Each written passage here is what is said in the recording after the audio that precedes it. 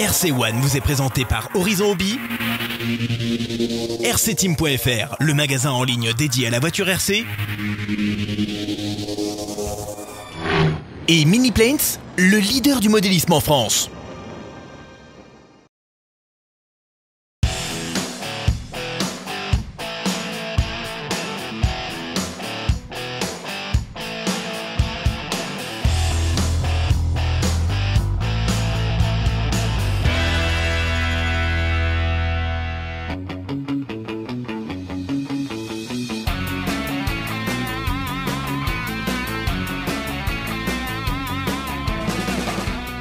Bonjour et bienvenue pour ce nouveau numéro de RC One. Pour ce numéro de rentrée, nous vous proposons de revenir sur la Big, l'événement crawler français qui s'est déroulé au mois d'août à Saint-Maurice-de-Lignon en Haute-Loire. Mais avant cela, je vous propose de découvrir tout de suite le sommaire de cette émission.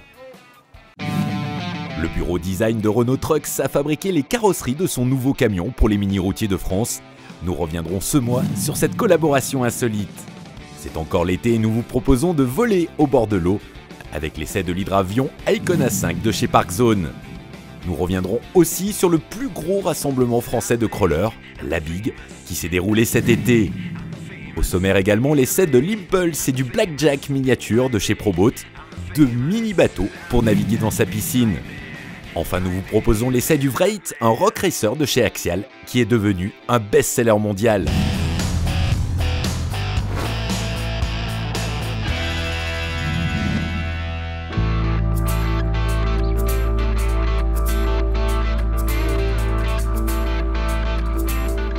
Pour fêter le lancement de sa nouvelle gamme de camions, Renault Trucks a fait appel au Club des mini-routiers de France.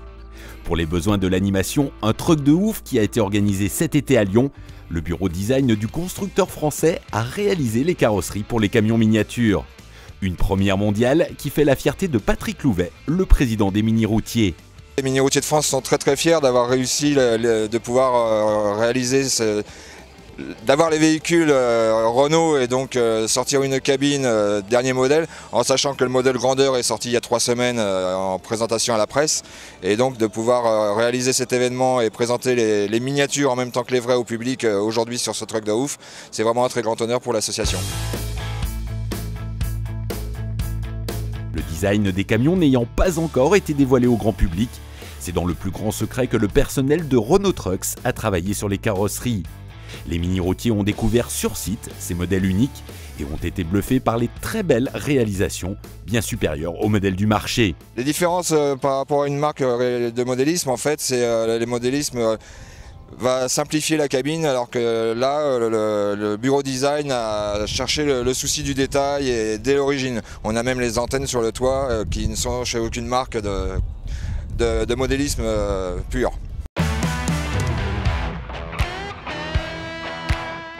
Hervé Bertrand, qui est le directeur du design chez Renault Trucks, nous explique la raison pour laquelle l'entreprise a fait appel à un club de modélisme pour promouvoir sa nouvelle gamme de camions. L'une des bases fondamentales pour nous, c'était au-delà de promouvoir évidemment le nouveau dessin des véhicules, c'est qu'une des choses qu'on a par définition essayé de promouvoir ici, c'est l'acceptabilité des gens et du grand public du monde du camion. Et qu'est-ce qu'il y a de mieux que le vecteur de l'enfance, et même si ces camions-là ne sont pas vraiment faits pour les enfants à l'origine, mais pour essayer de transparaître un peu une idée un peu moderne et un peu chouette de la notion de beau comme un camion, quoi. Non, mais c'est le truc rigolo, mais c'est vrai que les enfants, le modéliste, c'est un vrai vecteur de rêve par définition. Pour ce bureau d'études, la réalisation des carrosseries n'a pas posé beaucoup de problèmes, une tâche qui s'est même révélée très facile. Oui, c'est facile dans le sens où on est quand même, on est dans un homothétisme pur, évidemment, de la forme originale des camions. Donc en fait, c'est une façon dont on travaille essentiellement, même pour nous, lorsqu'on a élaboré le design, en fait, on travaille dans différentes échelles en permanence. Par contre, c'était l'adaptation du châssis type exactement que vous aviez, c'est pas exactement les mêmes échelles, donc il va falloir qu'on travaille là-dessus. Après, il y a des choses qu'on n'a pas vraiment redéfini, c'est-à-dire on a simplifié une grosse partie des éléments, par exemple les boomerangs sur les côtés, les optiques, on les a réépaissis de façon à obtenir quelque chose de beaucoup plus solide d'un point de vue visuel, quoi. le camion tout électrique n'est pas encore au goût du jour dans le monde grandeur, la puissance des camions RC a vraiment impressionné Hervé Bertrand. Les camions des mini-routiers aujourd'hui sont 1000 fois plus efficaces que les nôtres en vrai. Ils ont une puissance de feu. D'ailleurs, quand on regarde les mini-routiers que vous avez là, qui sont en train de porter les enfants à côté, c'est absolument remarquable. C'est en termes de masse, c'est comme si nous, on transportait l'ensemble de la moitié de la place Bellecour sur un seul camion. C'est impressionnant. L'animation Un truc de ouf a été un véritable succès et marque le début d'une belle collaboration entre Renault Trucks et les mini-routiers de France. Des routiers qui sont à juste titre déjà jalousés par le monde entier du camion RC.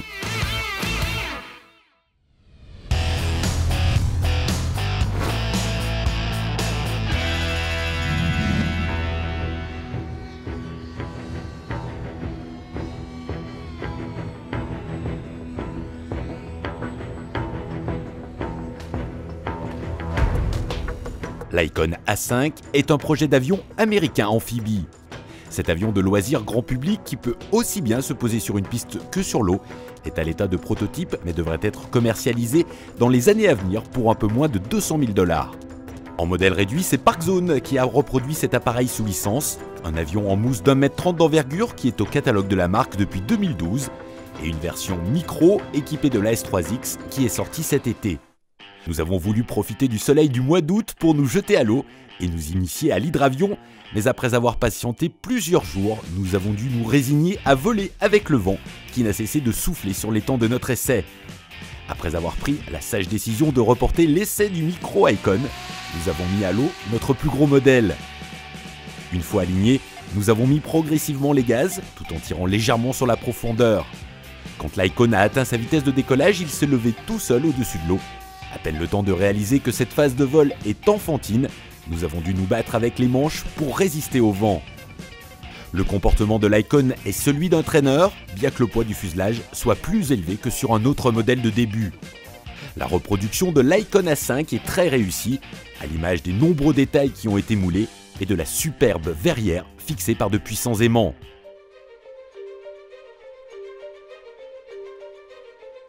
On pourrait même imaginer remplacer cette dernière par une plateforme de fabrication maison qui permettrait d'embarquer une caméra pour de la prise de vue aérienne ou pour pratiquer le vol en immersion. L'Icon A5 est livré avec un solide train d'atterrissage qui se visse sous le fuselage. Dans le cas d'une utilisation marine, ce sont des caches que l'on fixe sous l'appareil pour l'étanchéifier. Pour amérir, Parkzone conseille d'effectuer un vol en palier à 2 mètres et de réduire progressivement les gaz avant d'arrondir à quelques centimètres au-dessus de l'eau. Les conditions de notre essai n'ont pas facilité cette phase de vol et nous avons souvent ricoché. Qu'importe la manière, nous n'avons jamais craché notre Icon qui permet vraiment de s'initier à l'hydravion avec une facilité déconcertante. Qui peut le plus, peut le moins et nous rêvons maintenant d'un essai sur un étang d'huile, un jour de pétole pour faire de nombreux touch and go et savourer cette nouvelle façon de voler. L'Icon A5 est un avion qui est beau, original, facile et très polyvalent. Un simple essai permet de comprendre les retours très enthousiastes des pilotes de ce modèle réduit. Nous vous donnons rendez-vous très prochainement dans RC One pour l'essai du modèle micro, qui patiente toujours dans sa boîte à notre plus grand regret.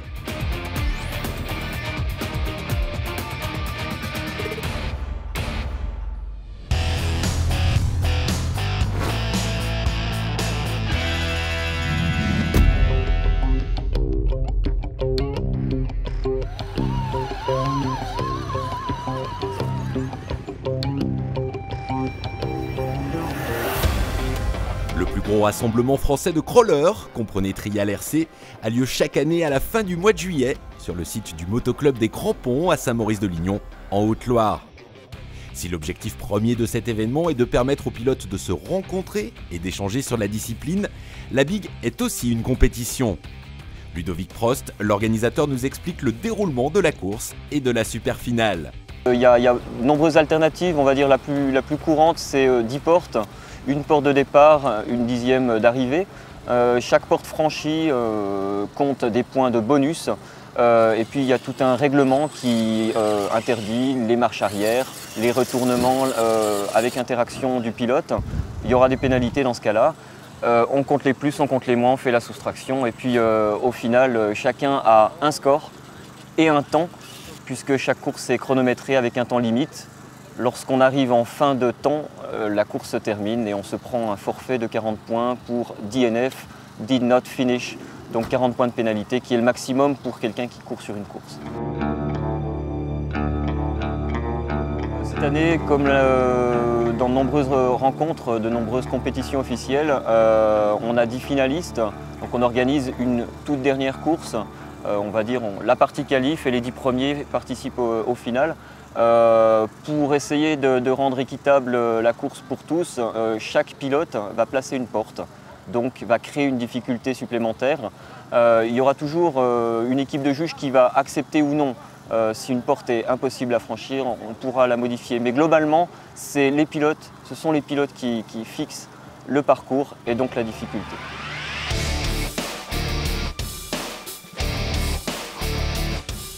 Il existe plusieurs catégories et c'est la taille des pneus exprimée en pouces qui permet de classer les machines. Donc actuellement, on a une première catégorie, la catégorie phare c'est le 2.2, c'est du 2 pouces,2 Pro. C'est une catégorie principalement des châssis avec 2 ponts, 2 moteurs complètement indépendants, possibilité de bloquer un pont indépendant de l'autre. Seconde catégorie, le 2.2, catégorie dite Sportsman, on s'est beaucoup inspiré des termes anglais, américains plutôt. Le Sportsman, c'est un modèle, on va dire, beaucoup plus simplifié avec un axe central, un moteur, possibilité dans certains cas de bloquer les ponts. Une catégorie un petit peu moins connue, c'est le 1.9, c'est des mini, c'est des échelles 1/18e, principalement à base de modèles MRC Losi. Et une catégorie où là on est sur des grosses échelles du 1/8e qu'on appelle Super Size, du 4.0, c'est du 4 pouces. Et là c'est assez spectaculaire de voir rouler ces modèles.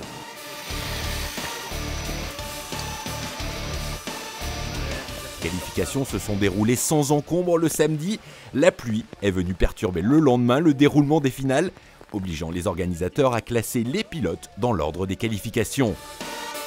En 2.2 Pro, c'est Stephen Torre, dit Boubou, qui a créé la surprise de cette 5e édition de la Big. Le Marseillais qui pratique le modélisme et le crawler depuis 10 mois seulement a réussi le coup parfait en terminant 2e devant les grands noms de la discipline. Bah écoute, je pense que j'ai eu pas mal de réussite. J'ai une très bonne machine, j'ai des bons gars qui m'ont bien spoté, qui m'ont ouvert les zones comme il faut. Ce que j'ai bien aimé à la Big, c'est rencontrer tous les gars du forum. On a l'impression de se connaître, on part tout un ensemble sur le forum. Et j'ai passé un super week-end, quoi. Voilà. Site magnifique, motoclub des crampons au top. On est accueillis super. Voilà, que du bon. Vivement l'année prochaine.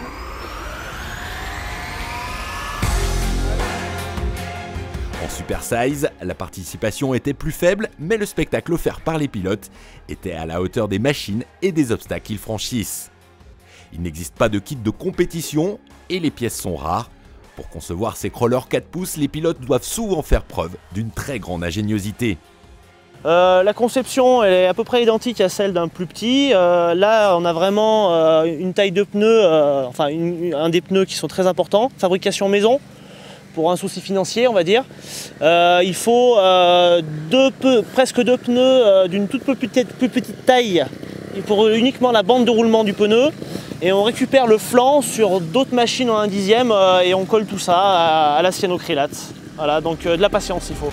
Yann nous parle maintenant de l'attrait de cette catégorie, qui est aussi la plus onéreuse. Ce qui est sympa aussi, c'est d'avoir la direction à l'arrière. Vous avez les 4 roues qui sont directrices, donc ça permet d'évoluer en crabe, comme ça pour faire des demi-tours rapides. Enfin voilà, vous pouvez vraiment gérer votre direction comme vous voulez. L'attrait, moi j'aime bien la taille du bestiau. Et puis surtout, c'est la seule classe qui nous permet de rouler avec les roues arrière directrices. Les autres classes 1.9 et 2.2, si les gens ont des roues arrière directrices, ils ne peuvent pas faire des compétitions, c'est interdit, c'est hors règlement. Aspect financier, un 40, ça va aller de 650 € complet d'occasion, c'est une très bonne affaire. Et 9, acheter toutes les pièces petit à petit, ça peut monter à, je dirais, je sais pas, 1000, 1500. Après, il n'y a pas de limite, hein, on peut tout faire en carbone, mais à 1000 €, vous avez une super machine. 1000 €, un beau budget. Hein.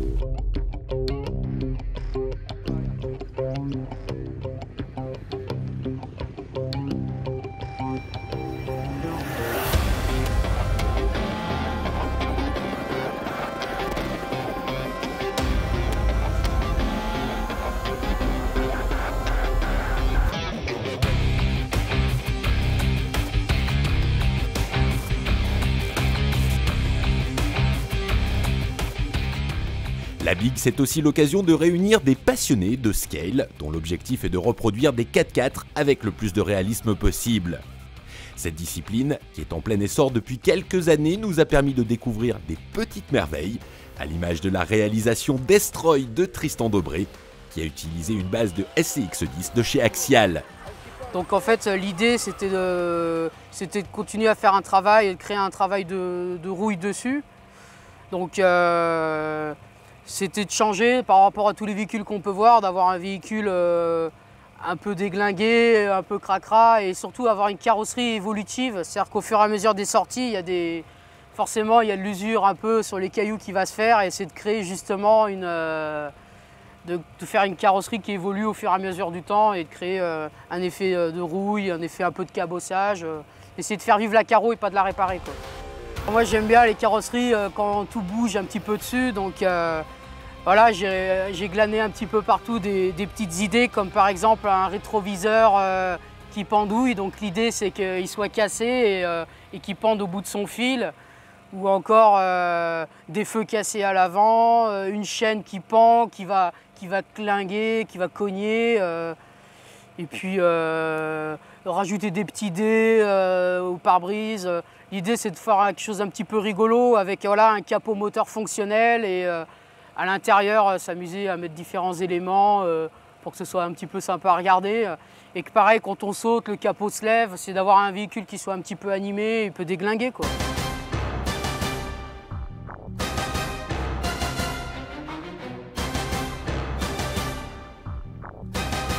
Voici maintenant pour vous quelques conseils de fabrication pour obtenir un résultat si réaliste. Par exemple, sur des garde-boue, on peut utiliser une petite forêt de Dremel pour créer des trous. Ensuite, en chauffant, par exemple avec un sèche-cheveux très fort ou un décapeur thermique, on va ramollir le plastique. Et avec une petite pince, on fait vriller tout doucement le plastique pour créer des effets de cabosse. Et pour la rouille, après, on peut utiliser une peinture bicomposant avec un petit peu de métal dedans. Et bah, forcément, après, ça rouille. Hein, donc on peut aider avec... il y a plusieurs méthodes pour rouiller. On peut utiliser des poudres et des produits tout vendus. Sinon, comme par exemple sur les jantes, c'est des aciers non traités avec de la saumure, une eau très salée. On fait un petit peu avancer le travail et ça prend une tournure de rouille.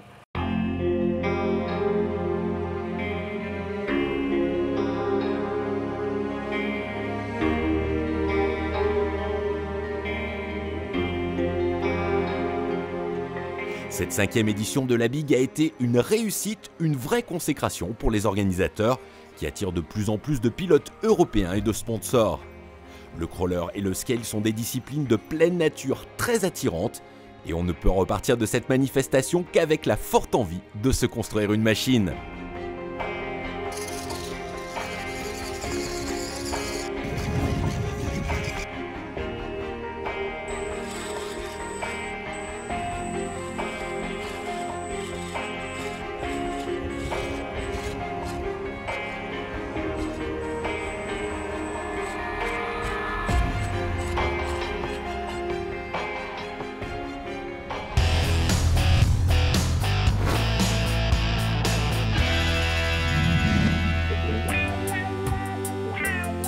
Faire naviguer un mini bateau RC dans sa piscine est un rêve que font beaucoup de modélistes. Si l'on trouve de nombreux jouets dans le commerce, aucune grande marque ne proposait un vrai modèle réduit depuis Kyosho et son mini Z-Boat. Bonne nouvelle, votre piscine va de nouveau se transformer en terrain de jeu RC grâce à Proboat qui vient de lancer une version mini de ses modèles emblématiques, l'Impulse et le Blackjack. Nous sommes en présence de deux modèles qui mesurent 23 cm de long et qui sont livrés prêts à naviguer avec une radio en 2 Go 4, un chargeur et un petit accu 6 éléments NIMH de 260 mAh. Quand on compare ces miniatures avec les plus grandes échelles, on ne peut qu'être stupéfait par cette réduction très réussie. Tout est identique, de la coque en plastique moulé au gouvernail. L'intérieur de la coque est très bien agencé, avec un petit moteur de type 180 qui est refroidi par eau, un micro-cerveau étanche et un ensemble variateur-récepteur qui est aussi bien protégé. En sortie de boîte, nous vous conseillons de vérifier les serrages de l'arbre de transmission et de l'hélice. Les modélistes avertis pourront faire un peu de zèle en rodant le moteur comme sur une Mini Z pour augmenter sa longévité et le rendre plus performant. Après une première navigation de prise en main, on regrette simplement un léger manque de puissance. Un petit accu LiPo de 2S devrait permettre de remédier à cette anémie tout en gardant les mini offshore contrôlables dans une piscine privée. L'Impulse est un bateau monocoque qui s'est révélé un peu plus vif que le Blackjack, un catamaran, mais la différence n'est pas flagrante et la préférence esthétique suffit pour faire son choix. Ces deux bateaux prêts à naviguer sont vendus 80 €, un rapport qualité-prix exceptionnel. Nous ne pouvons que vous conseiller de foncer et de passer commande avant l'hivernage de votre piscine.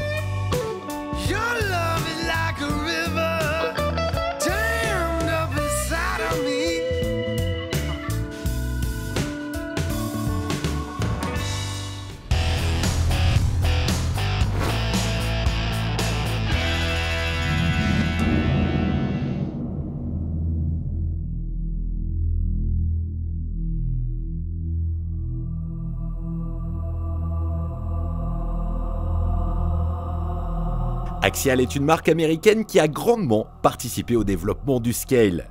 Le Wraith, qualifié de rock racer, un mélange de crawler et de scale, est un best-seller de la marque.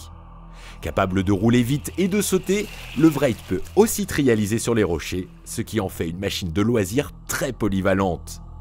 Le Wraith existe en version prête à rouler et en kit, le modèle de notre essai. Excepté l'intérêt du montage qui vous permettra de faire connaissance avec les entrailles de la machine, le kit n'apporte que peu d'avantages, si ce n'est des links en alu, des axes de transmission et des pneus différents. Cette version est livrée sans électronique, libre à vous donc de choisir votre ensemble radio et votre motorisation. Le choix d'un moteur et de son contrôleur se fera en fonction de vos envies et de vos préférences entre capacité de franchissement et vitesse d'évolution. Un grand nombre d'essais est disponible sur le net, mais la configuration qui ressort le plus souvent est celle d'un moteur brushless de 13 tours et demi avec un contrôleur Mamba Max Pro de chez Castle. Pour notre essai, nous avons choisi un ensemble brushless de chez Novak, une série spéciale Wraith du Team Buck, une motorisation souple et polyvalente, mais qui est plus axée sur le franchissement avec un puissant drag brake, comprenez frein moteur. Pour la direction, nous avons opté pour un cerveau économique et étanche de 15 kg de chez Savox. Nous avons aussi installé une barre de direction en alu, la barre d'origine en plastique ayant tendance à fléchir trop facilement. Enfin, nous avons équipé notre Wraith avec des amortisseurs G-Made, dont la qualité est supérieure aux amortisseurs d'origine, même si nous avons tout de même observé de légères fuites sur ces amortisseurs au look très réussi. Pour la décoration, nous avons choisi un kit déco de chez Frex Skins pour déguiser notre modèle en P51, célèbre Warbird américain. Un néophyte pourrait peiner sur certaines phases du montage qui ne sont pas clairement expliquées dans la notice. Le montage du kit demande donc de l'attention et de l'expérience, mais qu'elle récompense une fois le travail effectué, le Wraith est vraiment magnifique. Durant l'essai, nous avons été impressionnés par les capacités de franchissement, bien supérieures à nos espérances pour cette voiture d'origine. Avec notre configuration, la vitesse de pointe n'est pas très impressionnante, mais suffisante pour marcher aux côtés du Wraith, que rien ne semble pouvoir arrêter sur les chemins de randonnée.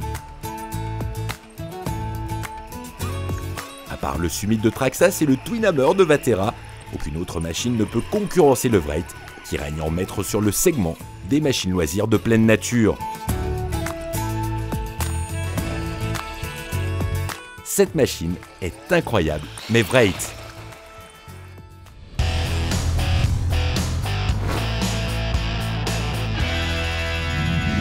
Ce numéro de RC1 est maintenant terminé. Je tenais à remercier le casino de Saint-Galmier dans la Loire qui nous a permis de jouer au Blackjack dans leur piscine. On vous donne rendez-vous dans un mois pour un nouveau numéro. Et puis n'oubliez pas, retrouvez toute l'actualité de RC1 sur notre page Facebook officielle. À très bientôt.